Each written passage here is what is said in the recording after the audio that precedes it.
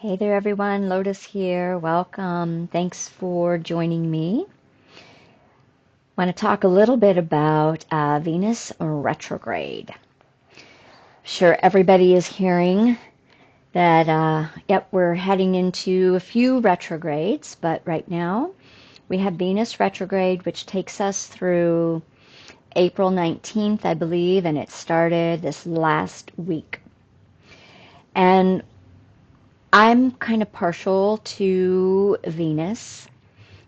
Don't have like a super tight connection with her, but I do have some connection with her over the years. She has been a teacher for me that comes in and out, kind of guiding me through different phases and stages, particularly within love, of course. So, so I'm really embracing this time of retrograde and feeling it to be really nourishing and kind of potent. So I want to talk about that in conjunction with space. So we just finished last Saturday the 5-week elemental alchemy course, and that journey was quite awesome, and I really learned a ton and did my own potent alchemy along with that process. And we ended with the element of space, the fifth element, right? The one that is not as accessible because of its subtleties. And yet we all can access space when we come into a sense of deep stillness and quietude and inner peace, and relax out into spaciousness. And space is also, particularly within the spaciousness, is also the feminine. And it is also part and parcel with our ability to co-create with the universe, with the divine. So as far as Venus retrogrades take us back over certain patterns and consciousness expressions and archetypal expressions. Within the Venus archetypes, we're working with the feminine, we're working with love and self-love, we're working within relationships and intimacy, we're working within abundance and wealth and prosperity, and we're working within beauty and the arts, right? And adornment, those types of aesthetics, which can be really uplifting and honoring of self, of others, that support a deeper sense of self-worth. The way that I'm really feeling into this right now, and that I'm feeling the energies even more so, which is leading me into what I'm about to talk about, is that going retrograde takes us on a bit of an inner journey. And this is true, I believe, for any planets when they go retrograde. And it also is very similar to within Hinduism, they have the pantheon, right, of gods and goddesses. And people tend to think that it's about worshiping all these other gods and goddesses, right? But in actuality, all of them are representation and aspects of the one and the whole. However, they have different expressions, different frequencies, different purposes, right? Different ways, just as we do as humans. So they're kind of multidimensional. But within that goddess tradition, there is that way that you've got the outer goddesses, right? And then you've got the inner goddesses. And the inner goddesses, or the dark goddesses, are those that work on the inner realms and that we can work with. They tend to be more leaning towards the wrathful expressions, right? So people that scares people, rather than, the light and loving and like Saraswati or Lakshmi. But they actually have inner expressions of them. So we're always working with the darkness and the light, particularly as human beings on this realm of existence. And Venus retrograde, I see within that same way, only maybe not quite as scary as some of the Hindu goddesses, the Hindu dark goddesses.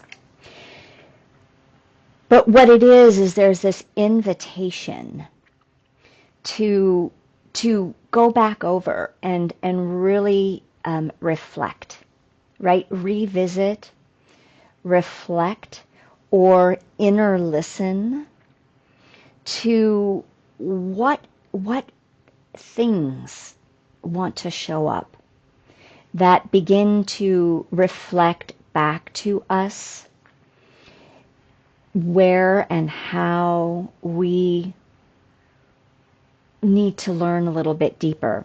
We need to get a little bit more up close and personal, right? We need to connect more intimately within the areas of self-love. How am I holding myself? How am I honoring myself? Am I spending time, really nurturing and nourishing myself? Being with myself on the deeper levels, looking closely, right? Being brave enough to look at, wow, I had that experience of, being judgmental or feeling jealous or feeling, what is the word I'm looking for? I can't think of the word I'm looking for, but possessive, right? I'm using these because these tend to be kind of those denser, feminine, dark feminine expressions. And to just sit with them, reflect, understand why and how they showed up. What's fueling them? What is the wound that is igniting a jealousy that really stems from my own deeper insecurity or place of self-worth, right? Or lack of self-worth. And then get up close and personal to that and love those parts. And recognize where that isn't actually true, right? There may be areas that I might not, have cultivated a worthiness in a certain way, shape, or form.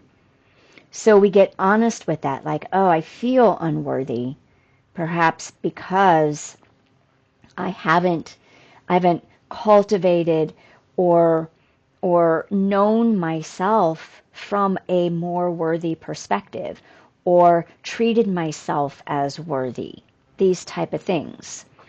So we get honest, right? We face these parts of us through that deeper relational intimacy of our own sacred feminine. And we do this, right, with how are we in relationship to others? Am I loving towards others? Am I honoring towards others? Am I respectful of them? Do I treat them haphazardly, right? Do I discount? And is that what I do to myself, right? So we get to swim in these waters of the deep feminine so that we can surface after the retrograde feeling more healed and more whole. And this goes with, romantic relationships. How am I in romantic relationships? Am I in a romantic relationship? Do I want to be in a romantic relationship? And what is my motivation? Is it because I feel like I should be? Is it because I want that validation, or it's hard for me to be alone and love myself? Or is it because I really want to share all the love that I have inside of me with someone and be open to receive that beautiful love back and have a reciprocal, respectful, honoring, cherishing connection with that person, right? With that person who is in that right highest alignment, and not settling for, patterns that might be hurtful, dysfunctional, right? Painful, just because we don't want to be alone. So that's another one of those areas. And then when we're looking at like wealth and prosperity, what I really like about this one is, so Richard Rudd of the Gene Keys, he looks at wealth as an external expression of inner prosperity. And that true wealth is not a value of money. It doesn't mean that it is without that. In its right alignment, right? In its right balance with the rest of my life. So where is my inner prosperity make me feel rich and vital, rich and abundant in my relationships, in my work, in my hobbies, in my art, in my alone time, in nature, right? With perhaps our fur babies or feather babies or whatever beings, our plant babies, like these are all relationships. And what is that balancing for you? Not what's deemed appropriate, but what your soul needs at any given time to feel grounded, at peace, holy and whole. So a part of the retrogrades, just like any part of the new moons, is we spend a little bit more time on the down low, right? On the down low. A little bit more time in that reflective and internal space, so that we can listen, so we can inner listen to what it is that we're actually learning, that we're actually hearing. And I said this in the class last week. I think it was in class. It may have been on a video. I can't really remember. Where I was talking about, if we are not deeply embodied and grounded, and if we don't know what our own inner voice and our own inner frequency is, and know it, right? Know it. Like, oh, this is me. Then particularly at this time on our world, we will get very confused and think that what we're hearing outside is supposed to be me or is me. And unless this is solid in here, We can fall for anything. I like that saying, you know, if you know, wait, how does it go? If you don't stand for something, you'll fall for anything. So I'm going to reframe that, right? So if I don't stand solid within my own grounded, rooted, embodied essence, then I can fall for anything that's flailing around in the collective consciousness. When we take time to reflect, to sit with, to self-nurture, right? Come into that self-containment, then we get that beautiful reward from within of revelations, new clarity, new direction, right? New creative ideas. And these come from, those true aligned ones, come from stepping back into spaciousness. So this is where the space comes in. Really giving ourselves space to not be doing, not be trying to figure things out. Be in the no thing, right? I don't know. And let that be okay. I don't know where I'm going right now. I don't know what's next.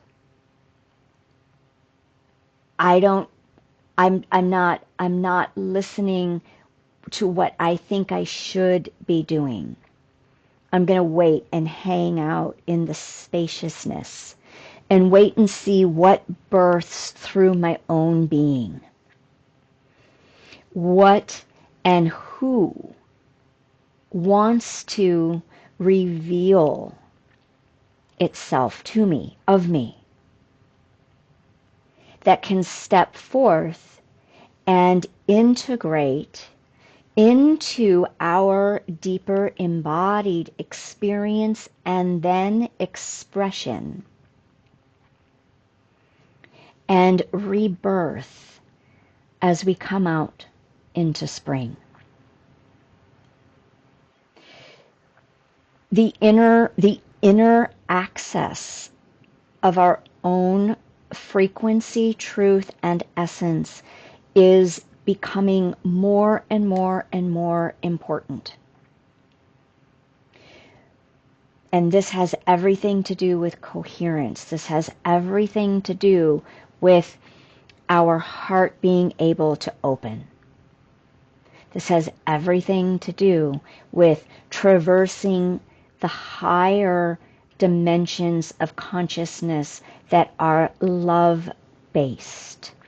Allowing the Venus retrograde to up-level all of these expressions, to evolve them, to mature them into a whole new octave of operating, of being, of interacting with life, of receiving life, and of being present without needing to fill our time, fill our brain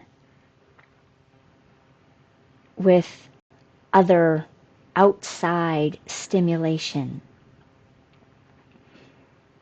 Now, maybe nature, right? That's a very different kind of stimulation. That is a stimulation for heart coherence. But basking in our own inner glow, and if we don't know what that inner glow is yet, then cultivating that inner glow first through self-love and space. Giving yourself the space to be messy, to be confused, without needing to solve it. That's the masculine. The masculine wants to come in and solve it. Bathe in the feminine. And this doesn't matter what your orientation is, right? We all have an inner masculine and inner feminine. bathe in the feminine right now. Look up at that bright, bright star and gaze. Communicate, commune, invite guidance and support. Create the beauty within. Create that deeper knowing that you have the capacity and innately you are here to shine beauty out from you. And by that, the right and appropriate expressions of beauty around you will be crafted artistically, right? Consciously, presence wise. Okay, so enjoy your Venus retrograde. I hope you find it enriching and deeply nourishing. You may see less of me over this period of time. We'll see. We'll see what the inspiration is and when and how it shows up, how it wants to rise out. Many blessings and much love.